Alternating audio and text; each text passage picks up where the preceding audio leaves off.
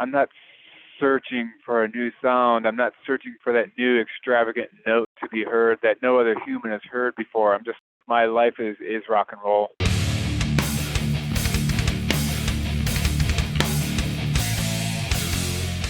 Ghost Cult Magazine welcomes Athenar of Midnight. Hails, and how are you doing today?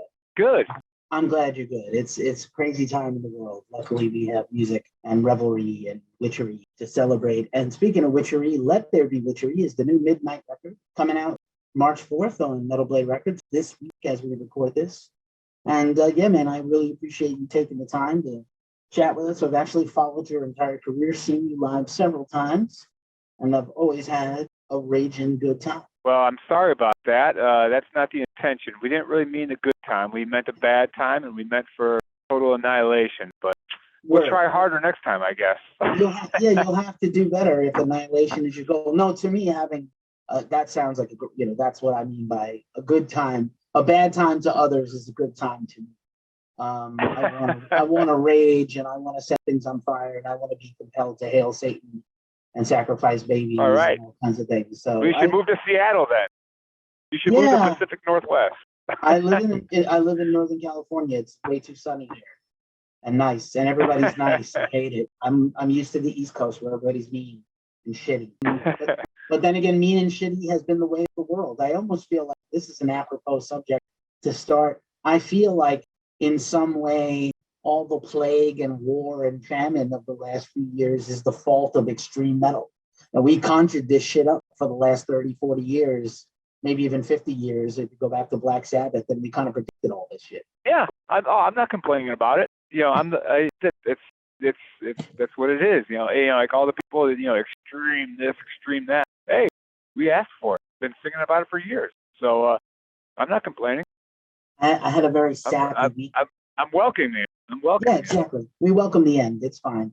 Our nihilism allows for this. But I had like a soft moment where I was sad about the pandemic, and I was interviewing Tom G. Warrior, and he was like, "Don't be sad. The world needs to get rid of like millions of fuckers. Like, don't be sad at all." Yeah. I was like, "Oh yeah, I forgot for a second. I got soft. I gotta watch that as I get older."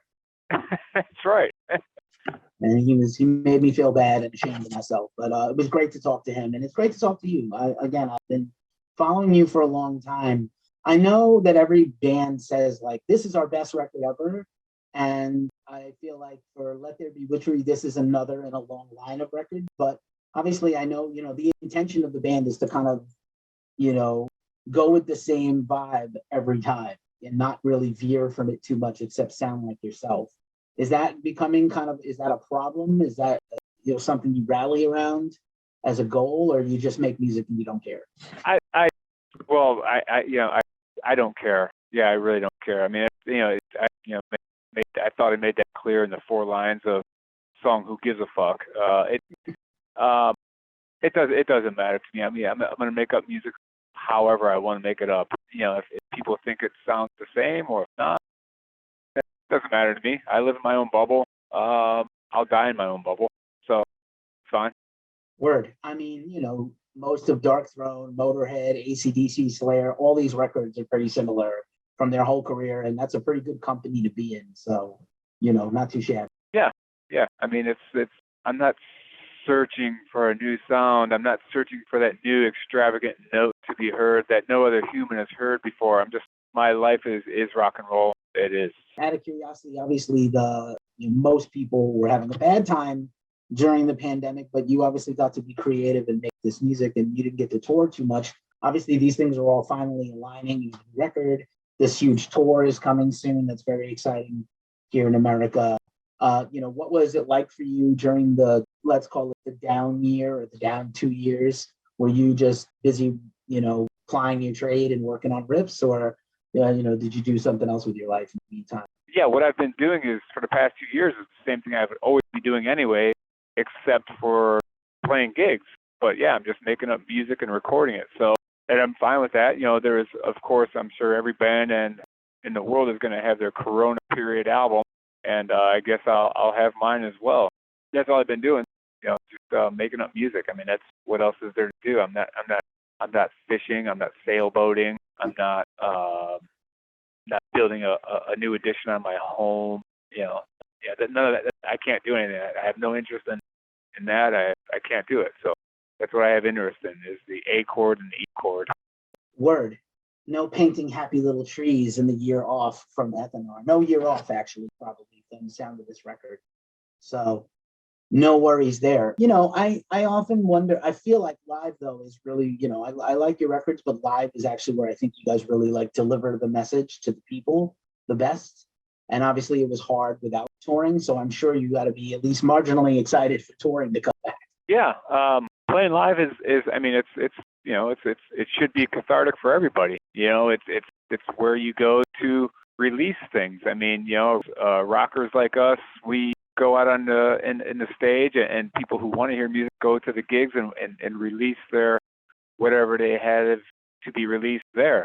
That's a good thing. And going back to the Corona thing, it's a wonder why music wasn't considered necessary, or whatever whatever the term was, a necessary job, whereas I think it was definitely needed at the time of Corona, where how many people probably killed themselves and died of not Corona but of depression, because they just had no release. They had nowhere to go. They had nowhere to take their frustrations other than jerking off and hanging themselves in a closet.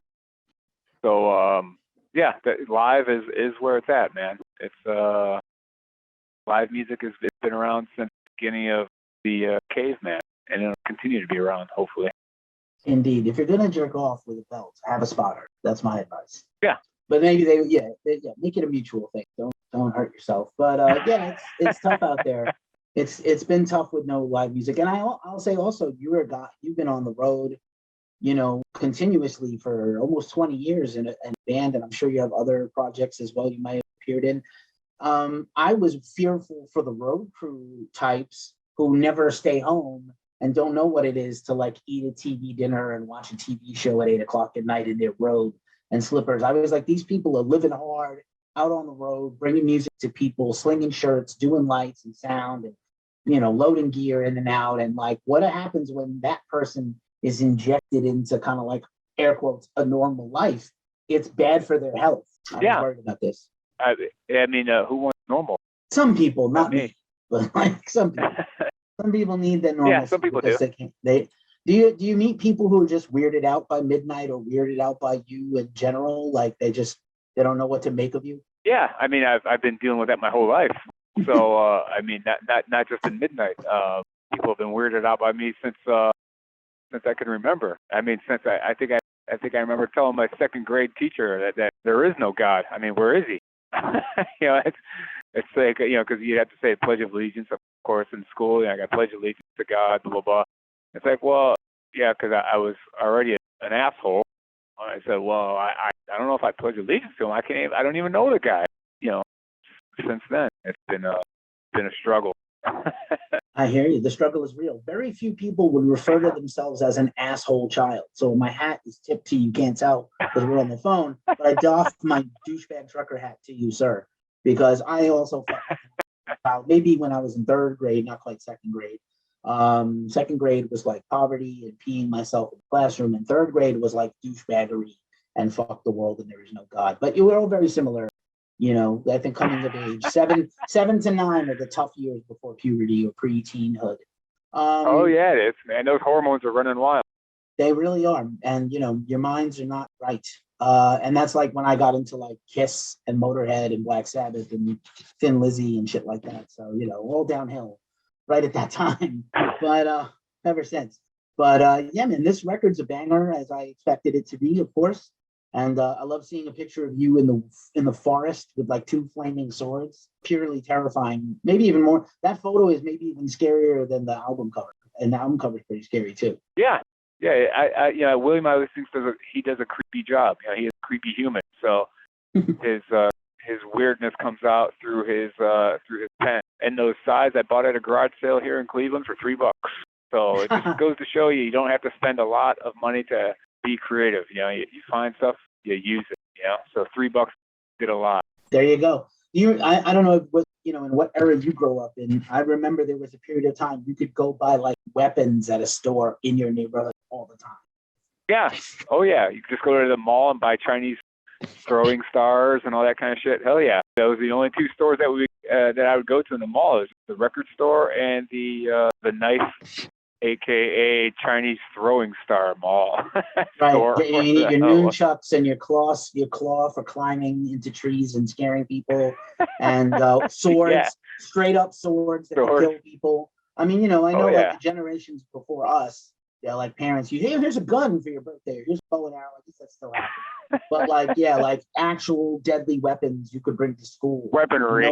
Weaponry, and no one was checking, and we would also run around of the nighttime. You just put it in a bag and walk through the rest of the store. You didn't murder it. You didn't murder anybody back in those days. You just had it.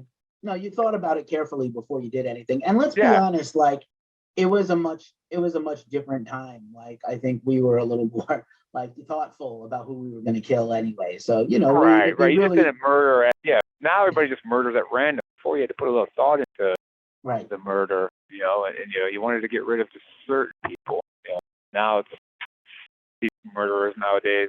They have no tact. We lost the golden age of serial killers and murderers, basically. What happens? I don't know who the last great one was. They're not as sophisticated as they used to be. I guess BTK is probably the last great one because he eluded them for years. He was dumb. The police were dumb. They were never able to catch him. It was pretty terrible for a long time till he like literally outed himself like a dumbass. True. But yeah, man, this is I'm so pleased this record is coming out, and you got this big tour coming up. What do you do to prepare to go on tour other than jam and get the songs ready?